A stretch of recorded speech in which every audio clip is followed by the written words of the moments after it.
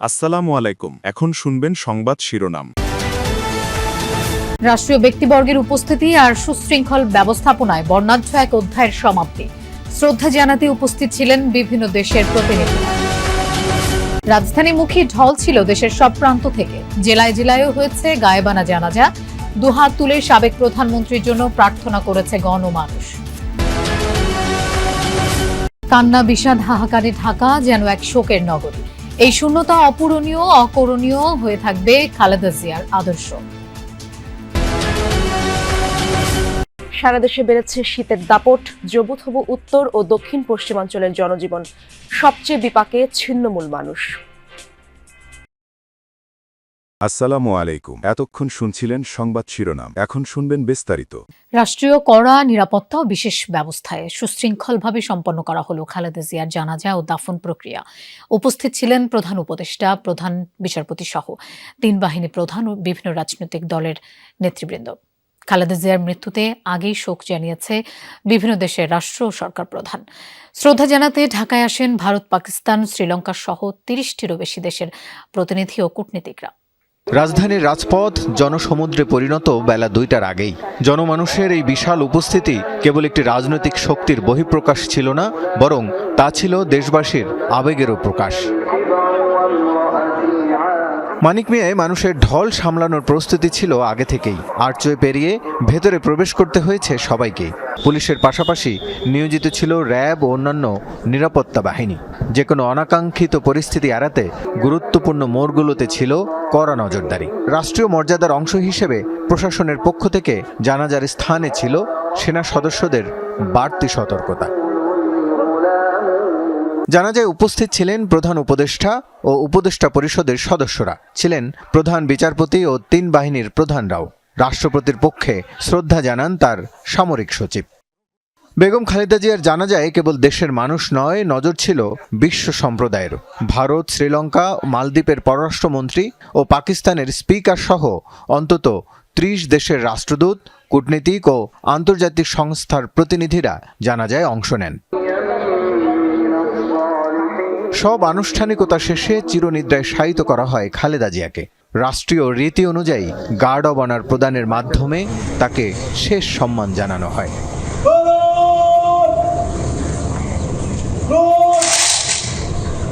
মহাপ্রয়াণের মহাপ্রস্তুতি বোধহয় এমনই হয়। দল মত ছাড়িয়ে যার বিয়োগ সূচ হয়ে বিধে জনমানুষের বুকে।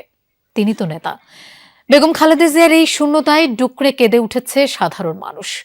তাই তো তার নামাজের জানাজায় বাংলাদেশের ইতিহাসের সবচেয়ে বড় জমায়েত। সংখ্যা কত হবে? লাখ না কোটি? যে কোনো অঙ্কের কড়ি গুণে বেগম খালেদা জিয়ার শেষ বিদায়ের এই জনসমুদ্রকে সংজ্ঞায়িত করা অসম্ভব।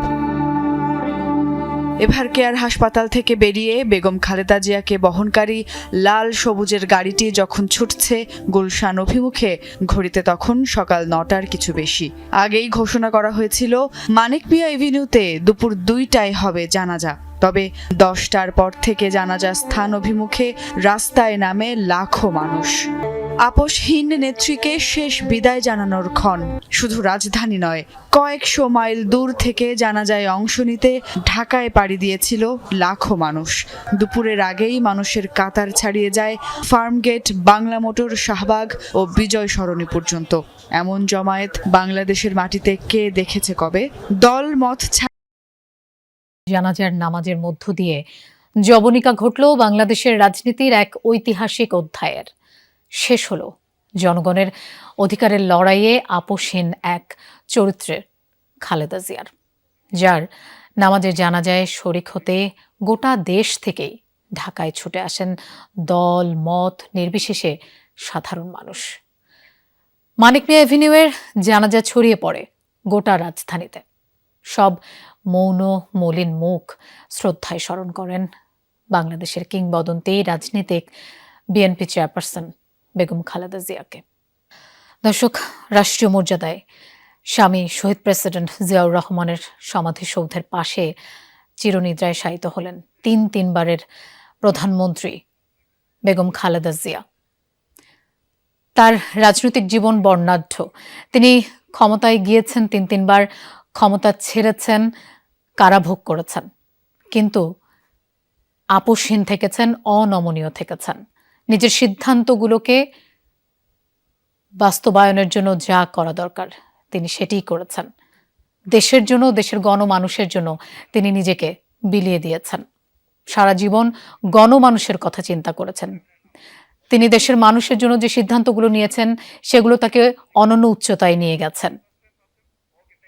অগণিত মানুষের ভালোবাসা পেয়েছেন বেগম খালেদা জিয়া। খালেদা জিয়া, যার জন্য মানুষের এই ছুটে ছুটে আসা, যেখানে স্লোগানের উত্তাপ নেই, বজ্রমুষ্টি উত্তোলিত হয়নি গগন বিদারী খালেদা খালেদা ডাকে, তবু পায়ে পায়ে মিছিল আছে রাজপথে, যে পথে একদিন তিনি নামলেই মিলে যেত, জুটে যেত বহু বহুজন, সেই পথেই এই জনস্রোত। তাকে বিনম্র শ্রদ্ধা জানাতে, শেষবারের মতো বিদায় জানাতে। পৌষের শুরু থেকেই ধীরে ধীরে সারা দেশে বেড়েছে শীতের দাপট। মাঝামাঝি সময় এসে ঠান্ডায় জবুথবু উত্তর ও দক্ষিণ পশ্চিমাঞ্চলের জনজীবন। হিমেল হাওয়ার দাপটে বিভিন্ন অঞ্চলে তাপমাত্রা ক্রমেই কমছে। কুয়াশার চাদরে ঢেকে যাচ্ছে চারপাশ। ক্ষণিকের জন্য আকাশে সূর্য আসলেও থাকছে নিভু নিভু। কনকনে ঠান্ডা বাতাস ও ঘন কুয়াশা স্বাভাবিক জনজীবনেও প্রভাব ফেলেছে। প্রয়োজন ছাড়া ঘর থেকে বের হচ্ছে না কেউ। ভোগান্তি বেড়েছে খেটে খাওয়া ও ছিন্নমূল মানুষের। এদিকে শীতের সাথে বাড়ছে ঠান্ডাজনিত রোগের প্রকোপও। আক্রান্তদের বেশিরভাগই শিশু ও বয়স্ক। প্রচন্ড লাগতেছে, শীত লাগতেছে, আর কুয়াশা কিছু দেখা যায় না। হাত পা কাঁপায় টাপায় নিয়ে এসতেছে, কাজ বাজ করতে অনেক কষ্ট হচ্ছে। শীতের জ্বালায় আর গাড়িও ধরতেছি না, অভাব দিলে তো আইছি, অভাব না থাকলে কি আসতাম নাকি।